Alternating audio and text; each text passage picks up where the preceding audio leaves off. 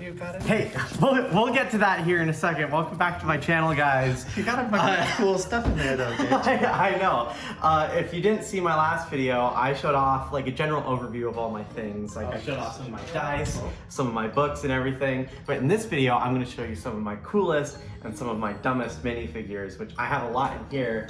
I have a lot in that closet there. You'll get a sneak peek here in a second. So you have some really dumb ones and some... I have some really dumb ones. I have so many minifigures. It's gotta be like somewhere around 100 at this point. Oh, man. Like I've been collecting them for over 5 years now, so I have a lot that I can show off, but we're only gonna be showing a few this video. These are really cool. Those look like they're made of like ice or something. Oh, here we go. I got the first one here. This is just... bunch yeah, I have a lot in there. So this is just like a normal reindeer. I actually got this during Christmas, and you can see it's just like, here, let me get a normal sized minifigure out. Look at this just for scale. He does just look like a little caribou. Yeah, it's just like a caribou reindeer. This is like the size of a normal person next to it. You could see, it's just like, it's like the size of a horse.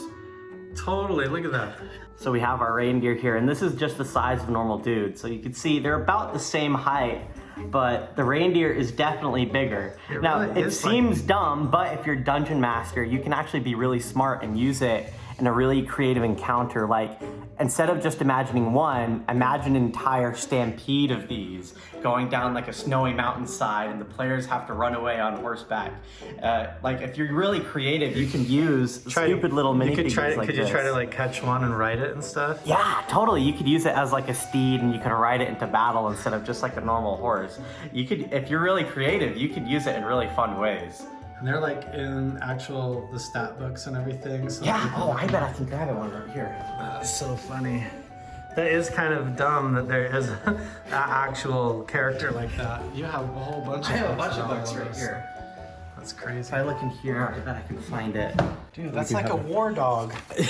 Yeah, we got like a mastiff. With the saddle on. There are so many cool monsters in this book. I wasn't hardly able to go through any of them last video. It looked like I showed a lot, but there are so many more in here.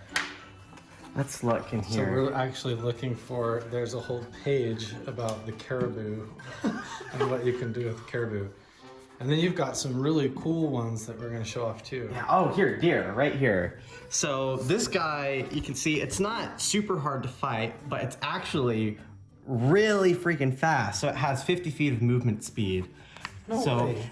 Oh, wait, what does that relate to? Like, let's see, if I go grab a map, then I can show you guys exactly what it means, like when we're in combat. Okay, I got a lot of maps here that we can choose from. I have this snowy castle map that we can use. Let's just go with that. Yeah, we'll just go with the snowy castle map. So it can move, what, 50 feet? It can move 50 feet. Normally, a normal human can run 30 feet. So if we grab this, you can see there is a grid on here. Each square on the grid is 5 feet. So if we had these guys lined up together like this, then this guy could move 5, 10, 15, 20. Each square is 5 feet? 30. Yeah, each square is 5 feet. This guy can move 5, 10, 15, 20, 25, 30, 35, 40, 45, 50, and he could, and if he could run really fast. If it came down to it, he could run super fast compared to a normal person. So even the dumb characters like a caribou, you could get creative with and like make them war deer. Right, you could like tip their horns with like metal spikes or something like that. Strap explosives to them or something. Yeah. Oh, these are like houses and everything, so you can do like scale and vertical play and everything. Yeah, like, yeah. This is like a castle wall. Big castle wall. We have big watchtowers and stuff in here. It's really cool. So now for comparison, I'm going to show one of my favorite miniatures. This was actually the first one that I ever got. Whoa! Whoa! Look at the size comparison. Look at that. So this is a normal person, and then this is how tall. This is called a Fomorian. So this is like a fey giant cursed to walk in the Underdark, like a subterranean area. Look at that face. And it has like this giant eye that it can use to curse people and make them disfigured and weaker. They're super interesting to fight. They're nasty guys. That is so cool. Look at him, it's like a big ogre. And he has this whole big club and like warts on his back and everything. A lot of people like paint these and stuff too. Yeah, I like to leave them gray because it leaves more up to the imagination for my players and stuff. And then to scale, you got this guy only comes up to not even his knees, right? Yeah. So if you were gonna fight him, like that's him and his deer, that would be the scale, right? Like, man, it is just crazy. Let me see if I can find the stats in here for the Fomorian. Yeah, let's see how far he can move compared to the deer. When you're playing, you'll just flip through the books. And Yeah, so you find- just flip through the books. They're all ordered alphabetically, so it's a lot easier to find. And I even have bookmarks on the top that help me find pages Oh yeah, easier. you've got like all these tabs and everything. I got everything here. And then this is the Fomorian. So it just has a movement speed of 30 feet, but it also has all of these different attacks. Like the Evil Eye attack can travel 60 feet and deals a lot of damage if they fail their saving throw. So that weird bulging eye is like a magic thing that it has. Yeah, it can like psychically attack people that come into its territory or something like that. They're really hard to fight if you get them in groups, especially. Oh yeah, definitely. And you've got like a whole case of weird things. Yeah, There's I like got a ton of other tentacles and stuff. like looks like a dragon ring in there.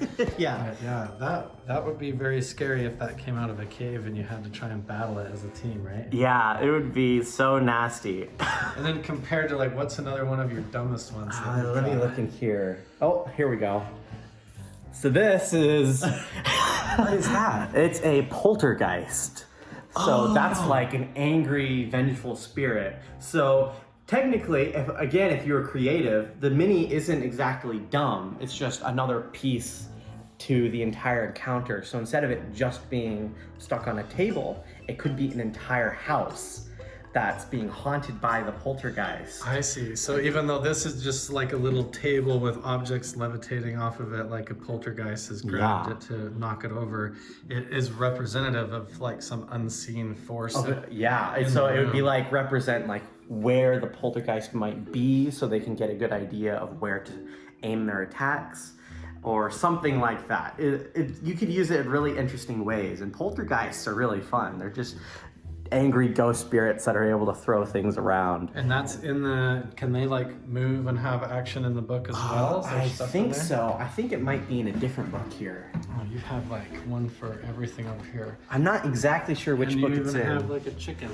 Yeah, I got a chicken for my birthday when my friends got me. Nice. So you think out of this whole case full of minifigures and a closet loaded full of giant ones, that these are probably like the silliest ones? Yeah, those two are definitely some of the sillier ones that I have. And you I might have a few others, but right now I think those are my two goofiest miniatures. They're definitely not my least favorite because I love all of my miniatures, but those ones are like, they're just really weird. They're just like a normal little toy. Yeah. I mean, compared to this huge guy. Yeah. Oh, here, I found the poltergeist. So the poltergeist is actually a variant of a specter, which is like a vengeful spirit of some kind. So you have the normal stat block here. It looks like it can move 50 feet and it can fly. Really? Which means, let me get one last thing here. Oh my gosh. If I get one of these, you can actually use these to show like how far they are above the ground. So this thing can actually be flying however high it wants to be.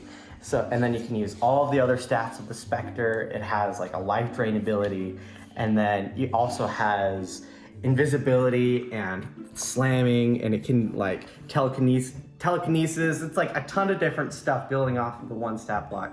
Anyways, it's all really cool. That's just one of the weirdest miniatures I have. It's just a table with floating cups on it. So even though it looks really pointless, like what would I ever use that for? When you look in the book, it can do all kinds of cool stuff. Yeah, it could be really cool. That's awesome. And you've got it like flying up. So you would imagine that this isn't actually there, and that represents it being flying up in the air. Right? Yeah, so in reality, it would look more just like, and then it would be flying around.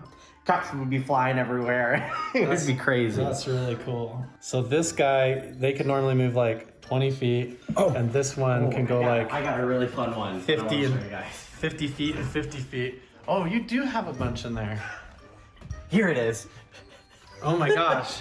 This one. This one's crazy. Dude, what do you have in there? I have a lot, but I'll have to show them in a later video. Oh, everybody better subscribe if they want to find out more. Yeah. Oh my gosh. Okay, so this, I also got this one on Christmas, and it took me forever to figure out what it's called. It's called a skittering horror. Whoa. So it's a giant insectoid creature that's has like a frightening presence, and after you fight it, you can actually suffer from madness. It'll make you go crazy, and it has these different variants that let it cast spells, and it gives it a bunch of different things like that. It's really scary. It's definitely like a cosmic horror type thing. 5, 6. It has 12 legs, and it looks like a cockroach body. But Looks like a cockroach, praying mantis, giant mix of different things. So like to scale, you've got these two things. Yeah, like, so this guy, I want to say he's like 20-ish feet tall, like in game. So the fact that a giant bug is almost the same height is really scary. That is crazy. So this could be up on the castle wall coming down. Yeah, and it can like climb along walls like a spider too. So if you get into a cave, you got to make sure to look up at the ceiling to make sure this isn't crawling around. What's like the movement of this thing? Let me look in the book. I know which one that one's in. That is horrifying. Look at that. Can you imagine running into that in real life? I could not. That would be so scary. Ew. It is creepy looking. Look at all the stuff on its back. I know. You don't even want to sneak up behind it. Tendrils.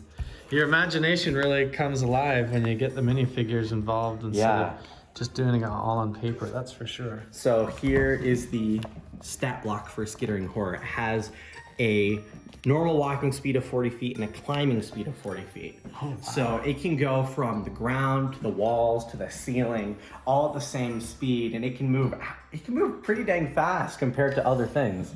And then one interesting thing about it though is it's actually sensitive to sunlight.